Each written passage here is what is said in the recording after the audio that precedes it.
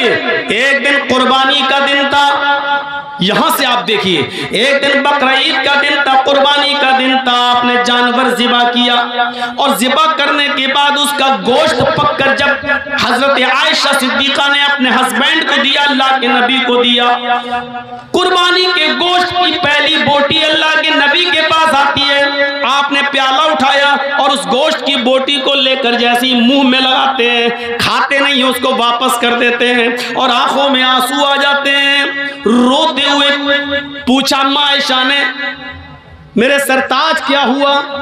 अरे अल्लाह के नबी आपको ये क्या हो गया है? तो अल्लाह के नबी जवाब देते हैं, आयशा आज मुझे खदीजा की याद आ रही है। खदीजा इस दुनिया में नहीं है, इंतकाल कर चुकी हैं, लेकिन इंतकाल के बाद जबकि हजरत आयशा एक जवान बीवी नबी के पास बैठी है, लेकिन नबी अकरम गोश्त नहीं खा रहे हैं। क्या कहते हैं? आयशा आज मुझे खदीजा की याद आ रही है। खदीजा जिंदा होती तो वो भी मेरे साथ बैठकर खाना खाती, मेरे साथ बैठकर गोश्त तनावुल फरमाती। पूरी दुनिया को बता दिया, आए नबी की जिंदगी पर लांछन लगाने वालों, आए मोहम्मद साहब की जिंदगी पर जुल्म करने वालों, इल्जाम लगाने वालों, ये नबी का प्यार था कि अपने से 15 साल बड़ी औरत के साथ इस तरह रहे कि उसके इंतकाल के बाद भी उसको भूल नहीं सके, इंतकाल के बाद भी उसको भुला नहीं सके। खदीजा इस दुनिया में नहीं है, लेकिन अल्लाह के रसूल अपने दिल से खदीजा को नहीं निकाल सके। फरमाया आयशा जब तक खदीजा की सहेलियों को गोश्त नहीं पहुंच जाएगा मैं नहीं खाऊंगा। फिर आपने जानवर के गोश्त के टुकड़े किए, उसकी बोटियां बनाई और पैकेट बना कर आपने खदीजा की सहेलियों को पहुंचाया। और खदीजा की सब सहेलियों को जब गोश्त पहुंच गया तब अल्लाह के नबी ने गोश्त खाया। तो प्रैक्टिकल करके अगर बताया तो किसने बताया?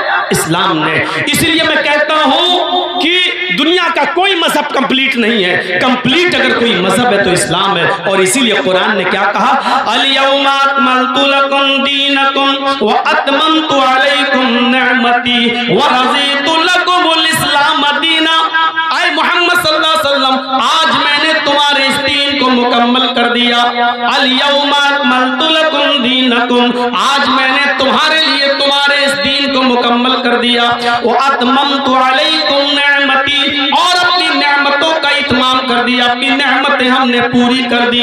व रज़ीतु लकुमुल इस्लाम दीना और मैं आज तुम्हारे इसी दीन इस्लाम से राजी और खुश हो गया। दुनिया के किसी मजहब के अंदर आपको कंप्लीट होने का सबूत नहीं मिलेगा। अगर मुकम्मल कोई मजहब है, देखिए बैठो कैसे इस्लाम बताता है। दुनिया के किसी धर्म में देख लो, खड़े होकर खाना चाहिए कि बैठ के खाना चाहिए, ना हिंदू धर्म बताएगा, ना ईसाई बताएगा, ना यहूदी बताएगा, लेकिन इस्लाम बताएगा कि खाना कैसे खाओ। 3 तरीके बताए, या तो दोनों पैर ऊपर करके उखड़ू बैठ के खाओ, या दोनों पैर पीछे कर लो जैसे अत्तहियात में बैठा जाता है उस तरीके से बैठ के खाओ। मेरे भाइयों, खाने के तरीके किस तरीके से खाया जाए, एक पैर बिछा लिया जाए और एक पैर खड़ा कर दिया जाए, इस तरीके से ये 3 तरीके अगर बताए हैं तो इस्लाम ने बताए हैं। दुनिया के किसी धर्म ने यह नहीं बताया कि कितना खाओ। इस्लाम कहता है कि खाते वक्त अपने पेट के 3 हिस्से कर लो, एक हिस्सा खाओ, एक हिस्से में पानी पियो और एक हिस्सा खाली छोड़ दो ताकि तुम अल्लाह को याद कर सको, अल्लाह का जिक्र कर सको। आज की मेडिकल साइंस कहती है जो लोग पेट भर के खाना खा लेते हैं, जिसको हमारे यहाँ कहा जाता है ठूस कर खाना, हलक तक खा लेना, जो इतना खाते हैं वो हमेशा बीमारियों में मुब्तला रहते हैं। और अल्लाह के रसूल के मुताबिक, सुन्नत के मुताबिक अगर कोई लोग खाना खाने शुरू कर दें, 2 हिस्से में खाएं, एक हिस्सा खाली छोड़ दें, तो ये बीमार हो ही नहीं सकता, क्योंकि पेट तमाम बीमारियों की जड़ है। पेट तमाम बीमारियों की जड़ है। जब पेट ठीक रहेगा तो आदमी अपने आप सही रहेगा। तो ये कंप्लीटली अगर कोई मजहब है, मुकम्मल कोई मजहब है, तो वो इस्लाम है। इसीलिए फरमाया वमन यब्तगी गैरल इस्लामी दीनन फलन युक़बल मिन्हु। इस्लाम को छोड़कर अगर कोई दूसरा दीन तलाश करोगे तो वो हरगिज़ कबूल नहीं किया जाएगा। इस्लाम को छोड़कर अगर कोई दूसरा दीन तलाश करोगे तो वो हरगिज़ कबूल नहीं किया जाएगा, वो दीन माना ही नहीं जाएगा। इस्लाम को छोड़कर अगर कोई दूसरा दीन तलाश करोगे तो वो कबूल नहीं किया जाएगा। वहुवा फिल आखिरति मिनल खासिरीन, और वो आखिरत के अंदर खसारा उठाने वालों में से, नुकसान उठाने वालों में से होगा। यह है इस्लाम। इसके अलावा दूसरा दीन तलाश करोगे तो वो कबूल नहीं किया जाएगा। अब आइए थोड़ा सा आपको ये भी बता दूं कि इस्लाम किस चीज का नाम है। हम समझते हैं कि जो कुछ भी कर लो वो इस्लाम है। नहीं नहीं, इस्लाम दो चीजों का नाम है, रब के कुरान का और मोहम्मदुर रसूलुल्लाह के फरमान का।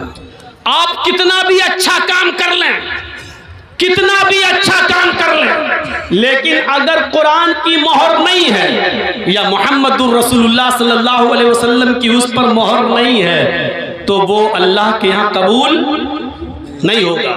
देखिए यहाँ हर मसलक के लोग आए होंगे, ज़्यादातर अहले हदीस हैं, मैंने मान लिया, लेकिन एक बात याद रखिएगा, बहुत गौर से सुनिएगा, किसी पर कोई क्रिटिसाइज नहीं होनी चाहिए, किसी पर कोई हमला नहीं होना चाहिए, हर आदमी को अपने मसलक पर अमल करने का इख्तियार है। लेकिन ये बात कौन नहीं मानेगा कि इस्लाम कुरान और हदीस का नाम है। मसला ये नहीं है कि आप ज़ोहर में 12 रकात पढ़ते हैं या 10 रकात पढ़ते हैं। मसला ये नहीं है कि तरावी 8 रकात पढ़ना चाहिए या 20 रकात पढ़ना चाहिए। मसला ये नहीं है कि मगरिब के अंदर 5 रकात पढ़ना चाहिए या 7 रकात पढ़ना चाहिए, इशा की 7 रकात पढ़नी चाहिए या 17 रकात पढ़नी चाहिए। ये कोई मसला नहीं है। मसला ये है कि हम जो इबादत कर रहे हैं वो जनाबे मोहम्मदुर रसूलुल्लाह के तरीके पर हो रही है या नहीं हो रही है, बस इतनी सी बात है। हर मुसलमान जब भी नमाज पढ़े तो वो ये सोचे कि जनाबे मोहम्मदुर रसूलुल्लाह ने ऐसी नमाज पढ़ी या नहीं, ऐसा रोज़ा रखा या नहीं रखा। मसलन रोज़ा इफ्तार का टाइम हो रहा है हमारे यहाँ, मान लीजिए हरिश्चंद्रपुर में 5:25 पर, एक मिसाल दे रहा हूँ। अब आदमी 5:25 पर बैठा हुआ है, हम रोज़ा नहीं खोलेंगे। नहीं, क्यों? पता नहीं सूरज डूबा होगा या नहीं डूबा होगा। 5:30 हो गए फिर भी रोज़ा नहीं खोल रहा। नहीं, थोड़ा सा और भूखा रह लूँ तो और ज़्यादा सवाब मिलेगा। तो मिलेगा? नहीं मिलेगा। अब वो ईशा तक रुक जाता, नहीं ईशा तक और भूखा रह लूँ और ज़्यादा सवाब मिलेगा, तो उसको सवाब मिलेगा? नहीं मिलेगा। क्या होगा? गुनाह और पड़ेगा। क्यों? क्योंकि उसने रोज़ा तो रखा लेकिन रोज़ा मोहम्मदुर रसूलुल्लाह के तरीके पर नहीं रखा।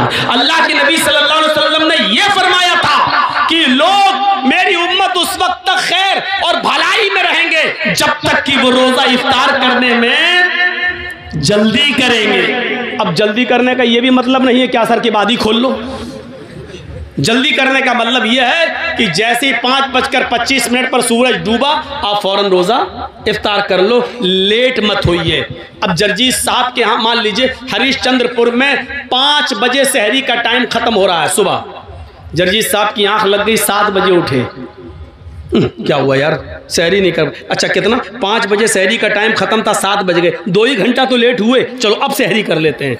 सहरी 7 बजे कर ली, उधर 5:25 पर इफ्तार का टाइम हो गया, नहीं अभी नहीं इफ्तार करेंगे क्योंकि 2 घंटे बाद सहरी की थी इसलिए 2 घंटे बाद इफ्तार करेंगे। उधर हम 5:25 के बजाय 7:25 पे इफ्तार कर रहे हैं। टाइम तो बराबर हो गया ना, टाइम तो बराबर हो गया ना, लेकिन ये रोजा नहीं माना जाएगा क्योंकि सहरी का टाइम खत्म हो रहा था 5 बजे, आपको 4:59 तक सहरी करना थी, 5:01 पे नहीं करना थी, लेकिन आप तो 7 बजे कर रहे हैं। आपने उसूल तोड़ दिया, ज़ाब्ता तोड़ दिया, नबी अकरम का बनाया हुआ कानून तोड़ दिया, इसलिए आपका रोजा कबूल नहीं किया जाएगा। चाहे आप 7:30 बजे खोलें, 8:30 बजे खोलें, 9:30 बजे इफ्तार करें, लेकिन नहीं माना जाएगा क्योंकि रोजा रखना मकसद नहीं है, शरीयत की पाबंदी कराना मकसद है। आइए एक और चीज से समझा देते हैं हम आपको। एक कागज है मेरे पास, मान लीजिए जेब में पड़ा होगा, ये मान लीजिए एक लिफाफा है हमारे पास, इस पे मैंने एक लेटर लिख दिया और पोस्ट बॉक्स में डाल दिया। सुनिएगा, बड़ी अच्छी मिसाल दे रहा हूं, पोस्ट बॉक्स में डाल दिया, लेकिन उस पर 5 रुपए का जो टिकट लगता है सरकारी लिफाफे पर, वो हमने चिपका दिया, सरकारी टिकट, और एड्रेस लिखा। बताइए तो जब 5 रुपए का सरकारी टिकट लग गया और एड्रेस भी सही है तो हमारा लेटर अपने एड्रेस पर पहुंचेगा या नहीं पहुंचेगा? पहुंच जाएगा। सरकारी टिकट नहीं लगाया, लेकिन लिफाफा हमने 1000 रुपए का खरीद लिया। बहुत खूबसूरत है, डिजाइनदार है, बहुत अच्छा है, कागज बड़ा उम्दा है, उसकी कीमत 1000 है। उस लिफाफे पर हमने लेटर लिखकर रख दिया, लेकिन सरकारी टिकट 5 रुपए का नहीं लगाया, तो क्या वो अपने एड्रेस पर पहुंचेगा? नहीं पहुंचेगा। और पहुंचेगा तो बैरिंग बन जाएगा, आपसे वसूल कर लिया जाएगा 10 गुना। नहीं पहुंचेगा। क्यों? क्योंकि उस पर सरकारी मोहर नहीं लगी है, सरकारी टिकट नहीं लगा है। तो पता चला कि 5 रुपए का सरकारी टिकट लग गया तो पहुंच जाएगा। 1000 का खरीद लिया लेकिन सरकारी टिकट नहीं लगा तो नहीं पहुंचेगा। इसी तरीके से जोहर की नमाज 10 नहीं 12 पढ़ लो, 12 नहीं 12,000 पढ़ लो। मगरिब की नमाज 5 नहीं 7 पढ़ लो, 7 नहीं 7,000 पढ़ लो। तरावी 8 नहीं 20 पढ़ लो, 20 नहीं 20,000 पढ़ लो, लेकिन उस पर सरकार की मोहर नहीं है, यानी जनाब मोहम्मद रसूलुल्लाह की मोहर नहीं है, तो वो हमारी नमाज अल्लाह के यहाँ कबूल नहीं होगी। मेरे भाइयों, रकातों की तादाद का कोई मसला नहीं है। मसला ये है कि अल्लाह ने कुरान में क्या कहा है, माताकुमुर रसूलु फखुज़ूहु व मा नहाकुम अन्हु फंतहू। रसूल तुम्हें जो दे, जिसने माँ को समझ लिया वो सब कुछ समझ गया। आज पूरी तकरीर मेरी समझ जाओगे अगर माँ को समझ लिया। माँ ये वाली माँ नहीं जिसके पेट से बच्चे पैदा होते, ये माँ नहीं। माँ अताकुमुर रसूल, यहाँ इस आयत में जो लफ्ज़ माँ आ रहा है उसको मैं कह रहा हूँ। माँ अताकुमुर रसूल फखुज़ूहु। माँ के 2 माना हैं, जहन में रखिएगा, दिमाग में, माइंड में। माँ के कितने माना हैं? या इस जगह 2। पहला माना जो, और दूसरा माना जितना। माँ अताकुमुर रसूल का पहला तर्जुमा क्या होगा? माँ अताकुमुर रसूल, रसूल जो दे वो ले लो। सुनिएगा क्या मतलब हुआ? माँ अताकुमुर रसूल, रसूल जो दे वो ले लो। और दूसरा माँ का तर्जुमा यहाँ ये होगा, माँ अताकुमुर रसूल, रसूल जितना दे उतना ले लो। मतलब समझ रहे हो क्या? ना उसमें ज्यादा कर सकते हो ना उसमें कम कर सकते हो। अगर मगरिब की 3 रकात दी है फर्ज तो 3 ही पढ़ना है। अब अगर कोई 5 पढ़ ले तो गुनाहगार होगा। अल्लाह के रसूल ने वुजू बनाने का हुक्म दिया तो 3 बार हाथ धुलने को कहा, 3 बार कुल्ला करने को, 3 बार नाक में पानी डालने को, 3 बार चेहरा धुलने को। अब कोई आदमी कहे यार मैं 4 बार धुल लेता हूँ, जितना ज्यादा धुलो उतना ज्यादा चेहरा साफ होगा, जितना ज्यादा हाथ धुलो उतना ज्यादा हाथ साफ होगा, जितना ज्यादा पैर धुलो उतना ज्यादा पैर साफ होगा। तो माफ कीजिएगा, जो आदमी आज़ाए वुजू को 4 बार या 5 बार धुलता है तो उसका वजू होगा नहीं। सुन्नत के खिलाफ करने पर उसकी नमाज रद्द कर दी जाएगी और उसको गुनाह पड़ेगा। क्यों? क्योंकि अल्लाह के रसूल ने जितना दिया था इसने उतना नहीं लिया, बल्कि नबी के दिए हुए को कम समझा, इसलिए उसने ज्यादती कर दी अपनी तरफ से, बढ़ा दिया अपनी तरफ से। तो नबी जो दे वो ले लो और जितना दे उतना ले लो। और इतना याद रखना, गलती बड़े बड़ों से हुई है। कोई आदमी दुनिया में ये नहीं कह सकता कि हमसे खता नहीं हो सकती है। इस्लाम जानबूझकर खता करने को गुनाह करार देता है, लेकिन अनजाने में, मसलन हम बहुत पढ़े लिखे, एक मिसाल दे रहा हूं, मान लीजिए मैं बहुत पढ़ा लिखा लेकिन हमको तहकीक करने में कोई गलती हो गई, लेकिन इल्म हो जाने के बाद कि सही चीज़ ये है, हम जो है वो गलत है, तो फिर सही चीज़ आ जाने के बाद हमको गलत चीज़ को छोड़ना पड़ेगा, हमें गलत चीज़ को तर्क करना पड़ेगा। इल्म हो जाने के बाद भी हम उस पर जमे हुए हैं तो वो ठीक नहीं है।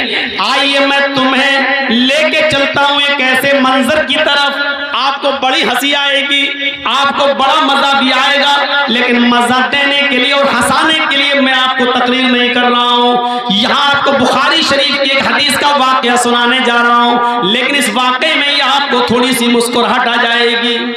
2 कदीम सहाबा हैं और सफर कर रहे हैं।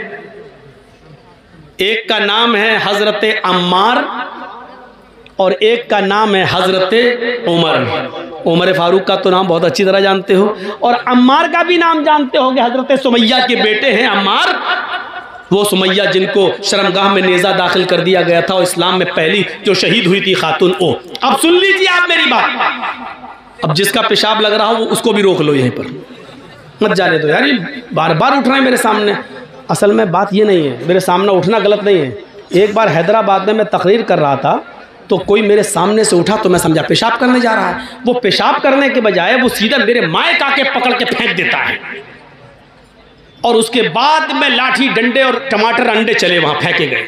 तो मुझे वही मेरे दिमाग में भरा हुआ है, जब भी सामने से कोई उड़ता तो मुझे डर लगता है कि ये माइक पकड़ने ना आ रहा है। अब वही दिमाग है। मैंने कहा नहीं, वो भूखा आदमी, उससे पूछा दो क्या, कहता 4 रोटी। तो जो दिमाग में भरा होगा वही है ना। तो मेरे दिमाग में ये भरा है, जो भी सामने से उड़ता है मैं समझता हूँ ये माइक पकड़ने तो नहीं आ रहा है। जैसे अभी मौलाना मेरे कान में बोले तो मुझे यही लगा, कहीं कुछ लगा मुझे, लेकिन वो कान में बोल दिए, समझा दिए, ठीक है। तो सुनिए, एक थे अम्मार और एक थे उमर, दोनों सफर में थे। अब मैं अपनी स्पीड थोड़ी स्लो कर रहा हूं आपको तभी आप समझ पाएंगे। दोनों सफर कर रहे हैं और रात में जंगल से गुजर हो रहा है। सोचते खतरनाक जानवर हैं, इसलिए इसी जंगल में सो लिया जाए, आराम कर लिया जाए। उन्होंने अपनी अपनी चादर बिछाई और सो गए। फजर की नमाज में दोनों को उठना था। फजर की नमाज में दोनों को उठना था। बड़ा दिलचस्प वाक़या सुना रहा हूं, आपको भी मजा आएगा, सुनिए। और जिनको मसला मालूम नहीं होगा वो मसला भी जान जाएंगे। दोनों को फजर की नमाज में उठना था और दोनों फजर की नमाज के वक्त उठे, लेकिन दोनों ही जुम्बी हो गए। जुम्बी समझते हैं? दोनों को ही गुस्ल की ज़रूरत पड़ गई। अब तो समझ गए ना, खुलकर कहने की ज़रूरत नहीं है। यानी दोनों इंसान हैं, आदमी सोता है, दोनों को ही नाइट फॉल हो गया। अब गुस्ल करना पड़ेगा तभी नमाज होगी, लेकिन पानी नहीं है। अब क्या किया जाए? तो हज़रत अम्मार कहते हैं, उमर जी मुझे मसला मालूम है। कहा क्या? सुनिए, बहुत स्लो सुना रहा हूं ताकि आपके दिमाग में बिल्कुल घुसा दूं। कहा, उमर मुझे मसला मालूम है। अल्लाह के नबी जुमे का खुतबा दे रहे थे तो आपने फरमाया जब पानी न मिले तो पाक मिट्टी से तयम्मुम कर लो। हजरत उमर कहते चुप रहो, जिस मस्जिद में अल्लाह के नबी ने ये खुतबा दिया उसमें हम भी थे। आपने ये बात कही थी कि पानी न मिले तो तयम्मुम कर लो, लेकिन वो वुजू के लिए कहा था, गुस्ल के लिए नहीं। हमको वुजू की जरूरत नहीं है, गुस्ल की जरूरत है। अल्लाह के रसूल ने उस मस्जिद में जो जुमे का खुतबा दिया था उसमें यह कहा था कि अगर वुजू के लिए पानी ना मिले तो तयम्मुम कर लो। दोनों हाथ पाक मिट्टी पे मार के फूंक लो, चेहरे पे फेर लो, दायां हाथ बाएं हाथ पर और बाएं हाथ दाएं हाथ पर फेर लो तो तयम्मुम हो जाता है। ये अल्लाह के नबी ने बताया था। तो यहां तो वुजू का मामला नहीं है, हम लोग नापाक हैं, हम लोग को गुस्ल की जरूरत है। हजरत अम्मार कहते हैं, हजरत अम्मार कहते हैं तो एक काम करिए ना, वुजू में हाथ पैर मुंह कुल्ला किया जाता है और ये सब धुला जाता है। हमको गुस्ल की जरूरत है, इसलिए पूरे जिस्म पे मिट्टी फेर लेते हैं। हाँ? ऐसा करते हैं, यानी अपना अपना दिमाग लगा रहे हैं। देखिए, हजरत उमर कहते हैं नहीं, हमें कोई अच्छा नहीं लग रहा है। क्यों? हमको मसला मालूम नहीं, कि ऐसा ना हो ऐसा करने पर गुनाह हो। तो हजरत अम्मार ने अपनी अकल चलाई और हजरत उमर ने अपनी अकल चलाई। हजरत अम्मार ने कहा तुम्हें नहीं पढ़ना, मत पढ़ो, मैं तो पढ़ूंगा नमाज। तो हजरत अम्मार ने क्या किया, एक झाड़ी के पीछे चले गए, मिट्टी पड़ी थी। बुखारी शरीफ की हदीस के अल्फाज हैं, अपने जिस्म को उस पर पूरा मिट्टी में लोट लिया। बुखारी में क्या है, कमा तमर्रकुद्दाब्बा, यतमर्रकु कमा तमर्रकुद्दाब्बा। हजरत अम्मार मिट्टी पर ऐसे लोटे, ऐसे जैसे चौपाया, आपने देखा होगा जानवर को मिट्टी में ऐसे करता ना, फिर झाड़ देता अपने आप को, पूरे जिस्म पर मिट्टी हो जाती है उसके। तो हजरत अम्मार ने ऐसे ही किया, पूरा करके पूरे जिस्म पर मिट्टी मल ली और गए और नमाज पढ़ ली। हजरत उमर देख रहे हैं, उन्होंने नमाज नहीं पढ़ी। हजरत अम्मार ने पढ़ ली। हजरत उमर ने कहा पता नहीं सही हुआ कि गलत। नहीं, उन्होंने अपनी अकल दौड़ाई, नमाज नहीं पढ़ी। शहर में गए, सुबह सूरज निकलने के बाद पानी मिल गया और जैसे ही पानी मिला तो हजरत उमर ने सबसे पहले गुस्ल करके फजर की नमाज कज़ा कर ली, पढ़ ली। उस जमाने में मोबाइल का दौर नहीं था, दबाया। हाँ जर्जी साहब जरा बताइए तो। मालूम है रात के 3 बजे लोग हमें परेशान कर देते कभी कभी, इसलिए मोबाइल बंद कर दिया 3 बजे पूछते हैं मौलाना साहब फला हॉस्पिटल में मेरी बीवी एडमिट है। अच्छा अल्लाह ताला ने अभी अभी एक बेटा दिया, क्या नाम रखूं? अरे बच्चा आज पैदा हुआ है, कभी ने 7वें दिन नाम रखना है, तुझे अभी जरूरत क्या थी? सुबह पूछ लेता। रात में 3 बजे फोन करा, क्या नाम रखूं?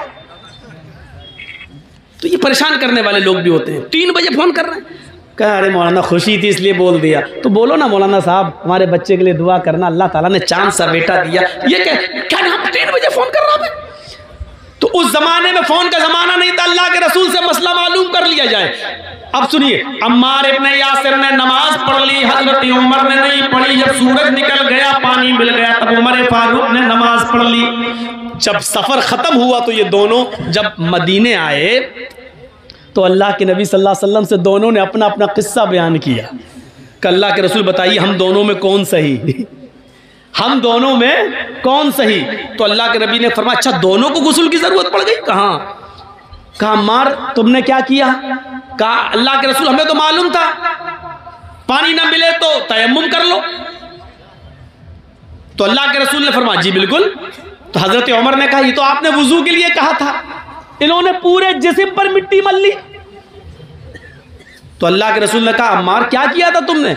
कहा कि मैं तो ऐसे लोटा मिट्टी पर जैसे 4 पैर वाला जानवर जमीन पर लोटता, पूरे जिस्म पर मिट्टी मल ली। तो अल्लाह के रसूल मुस्कुराए और मुस्कुरा कर कहते हैं कि अम्मार तुमने गलत किया, तुम्हें ऐसा नहीं करना चाहिए था। अब हजरत उमर बड़े खुश हैं, ये गलत हो गए तो हम तो सही हुए होंगे, इनकी गलती है तो हम सही हो गए, हमने नमाज नहीं पढ़ी हम सही हो गए। तो कह ले और पूरे जिस्म पर मिट्टी मल लो हो गया ना। तो कहा हजरत अम्मार ने अल्लाह के नबी इनका सुनो इन्होंने क्या किया? तो हजरत उमर से पूछा तुमने क्या किया? कहा अल्लाह के रसूल जब तक पानी नहीं मिल गया मैंने गुस्ल ही नहीं किया। नमाज का वक्त निकल गया, सुबह सूरज निकलने के बाद पानी मिला तो मैंने वुजू पढ़ा, गुस्ल किया, फिर नमाज पढ़ी। आपने कहा उमर तुमने भी गलत किया। इस मैदान में जितने लोग जमा है सुनो, अम्मार की बात को अल्लाह के रसूल रिजेक्ट कर रहे हैं, पुराने सहाबी, और हजरत उमर फारूक की बात को भी रिजेक्ट कर रहे हैं जबकि वो भी पुराने सहाबी। बल्कि उमर फारूक के बारे में तो कहा था लौ कान बादी नबीयुल्लाह काना उमर, अगर मेरे बाद कोई नबी होता तो कौन होते? उमर। इतना बड़ा मकाम, लेकिन अल्लाह के नबी ने क्या कहा? तुमने भी गलत किया। अय उमर और अय अम्मार दोनों का तयम्मुम एक ही है, वुजू का भी और गुस्ल का भी। अगर गुस्ल की भी जरूरत पड़ गई थी तब भी वही तयम्मुम करना चाहिए था जो नमाज के लिए किया जाता है, जो वुजू के लिए किया जाता है। बस यही काफी था। अपने दोनों हाथों को जमीन पर मारते, उसको फूंकते। देखो तयम्मुम का तरीका क्या है। ये मान लीजिए मिट्टी है, ये मिट्टी होना जरूरी है। बहुत से लोग ये पक्की दीवारों पे ऐसे मार देते हैं, नहीं चलेगा। बहुत से लोग पुती हुई दीवारों पे मार देते हैं ऐसे, नहीं चलेगा। माफ कीजिएगा, बड़ी मौजरत के साथ नहीं चलेगा। मिट्टी होनी चाहिए, और वो भी पाक। ऐसे दोनों हाथ जमीन पे ऐसे मारिए, ये ऐसे किया, और ऐसे करने के बाद ऐसे नहीं मलना है, ऐसे करके ऐसे नहीं मलना, पूरा वो आपका पाउंड स्क्रीन यही लग जाएगी। ऐसे नहीं करना है। ये ज़मीन पे मारा, तयम्मुम का तरीका सीखिए। ये ज़मीन पे मारा, फिर ये बस जितनी भी उड़ जाए मिट्टी तुम्हारे हाथ में लगी हुई, ऐसे करके उड़ गई। अब इन्हीं हाथों को ऐसे करना है। देखिए हो गया। अब यही हाथ दोबारा नहीं लेना है, इसी हाथ को बाएं हाथ के ऊपर ऐसे यहां तक ये कर लिया, और इस हाथ को ये तयम्मुम हो गया। तो अल्लाह के नबी ने कहा था यकफी, तुम्हारे लिए इतना कर लेना काफी था। तुमने पूरे जिस्म पर मिट्टी मल ली, तुमने भी गलत किया। और अव्वल वक्त पर नमाज न पढ़ के सूरज के निकलने तक इंतजार करके फिर गुस्ल के लिए पानी मिल गया, तब पानी नहाकर फिर तुमने नमाज पढ़ी, तुमने भी गलत किया, क्योंकि नमाज को उसके अव्वल वक्त से निकाल दिया। तो अब आप समझ रहे हैं गलती किन किन से हो सकती है? हज़रत अम्मार से भी हो गई, हज़रत उमर से भी हो सकती है, तो मौलवी जर्जी से क्यों नहीं हो सकती है?